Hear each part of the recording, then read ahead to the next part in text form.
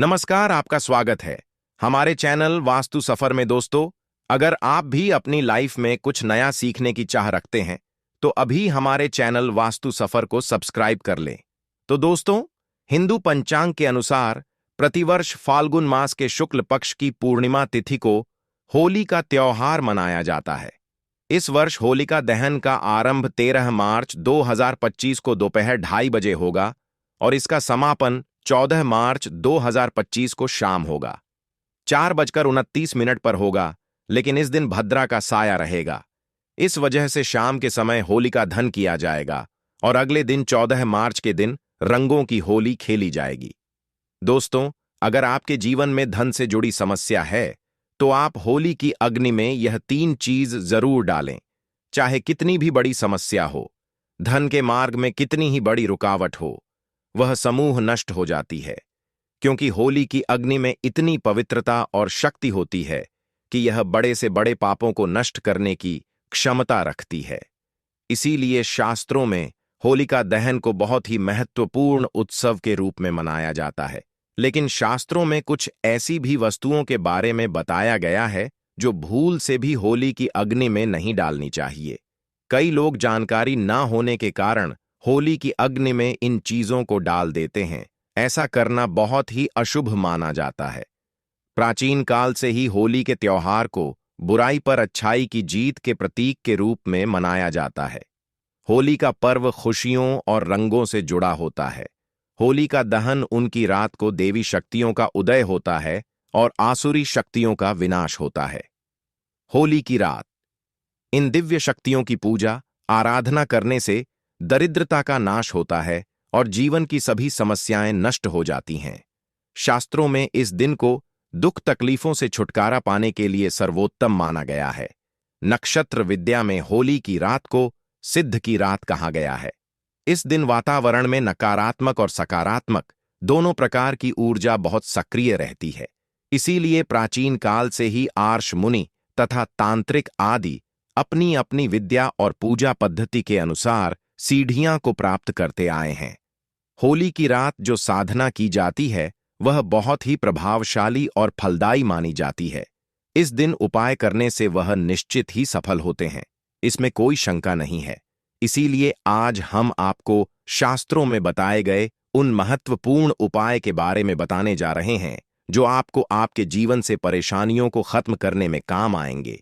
यह उपाय आपकी दरिद्रता को दूर करेंगे और परिवार में सुख शांति स्थापित करेंगे।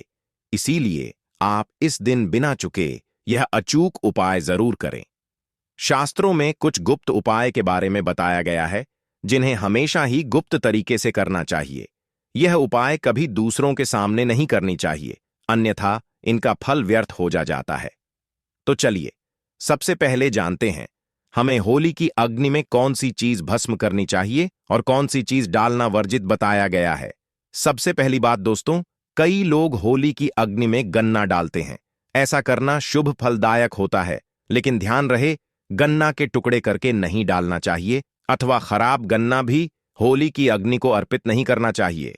इससे होली का माता अत्यंत क्रोधित हो जाती है। टूटा हुआ अथवा खराब गाना कभी पूजा पाठ में भी इस्तेमाल नहीं किया जाता है। होली की अग्नि में जब आप गन्ना डालते हैं तो उसके ऊपर गन्ना के पत्ते जरूर होने चाहिए। अधूरा गन्ना होलिका में डालने से पूजा संपन्न नहीं होती है। होलिका की अग्नि में गन्ना डालते समय उसकी संख्या 2 पा या 7 इस क्रम में होनी चाहिए। दूसरी बात, होली की अग्नि में नारियल चढ़ाना शुभ होता है, लेकिन नारियल चढ़ाने से पहले यह बात जान ले कि नारियल पानी वाला नहीं होना चाहिए। होली की अग्नि में हमेशा ही सूखा हुआ नारियल ही डालना चाहिए। नारियल डालने से पहले उसे पर अपने संपूर्ण परिवार का हाथ जरूर स्पर्श करवा ले और फिर उसे होली की अग्नि को समर्पित करें। इससे घर परिवार से क्लेश और लड़ाई झगड़ा समाप्त होते हैं, परिवार में सुख शांति बढ़ती है और दरिद्रता दूर होती है। सूखा हुआ नारियल अग्नि में डालने से होलिका माता आपकी सभी परेशानियों को ले जाती है और आपको आशीर्वाद प्रदान करती है। अग्नि में नारियल डालने से अग्नि देवता भी प्रसन्न हो जाते हैं। दोस्तों, होली माता को घर का भोग अवश्य लगाना चाहिए। आप अपने घर में जो भी भोजन बनाते हैं वह होली माता को जरूर अर्पित करें। होली को गुजिया, अथवा मीठी रोटी जरूर चढ़ाने चाहिए। इससे होली माता अत्यंत प्रसन्न होती है। ध्यान रहे, होली को घुज अथवा मीठी रोटी चढ़ाते समय वह 2 अथवा 5 की संख्या में होनी चाहिए। होलिका माता को आप बर्फी का भोग जरूर लगाएं। यह होली माता को सबसे अधिक प्रिय होता है। होली की अग्नि में गेहूं की बाली या कोई भी नई फसल चढ़ाने चाहिए। इससे आपके घर में कभी अन्य दाने की कमी नहीं होती है। होली को चावल और कच्चा पापड़ जरूर चढ़ाना चाहिए। अगर आपके घर में डान की समस्या है तो आप एक उपाय जरूर करें। होलिका के दिन होली जलाने से पहले थोड़ा सा सिंदूर होली में डालकर ओम श्री नमः इस मंत्र का उच्चारण करें। यह मंत्र महालक्ष्मी मंत्र है। इससे आपके जीवन से धन की कमी दूर होती है। होली की अग्नि में कभी भी कपड़े नहीं जलाने चाहिए। इसे बहुत ही अशुभ माना जाता है। होली की अग्नि में कभी भी गंदी चीज, कचरा, प्लास्टिक की चीज नहीं डालनी चाहिए। इससे होली की अग्नि से दुर्गंध आती है और वातावरण अपवित्र बन जाता है। होली की अग्नि में गाय के गोबर से बने उपले और सूखी हुई लकड़ी का ही प्रयोग करना चाहिए। इसके साथ ही अरंडी के पत्ते भी डालने चाहिए। इससे घर के आसपास की सभी नकारात्मक शक्ति नष्ट होती है। होली की अग्नि जलाने से पहले होली को जल अर्पित करके उसकी परिक्रमा जरूर करनी चाहिए और अपने मन की इच्छा प्रकट करनी चाहिए।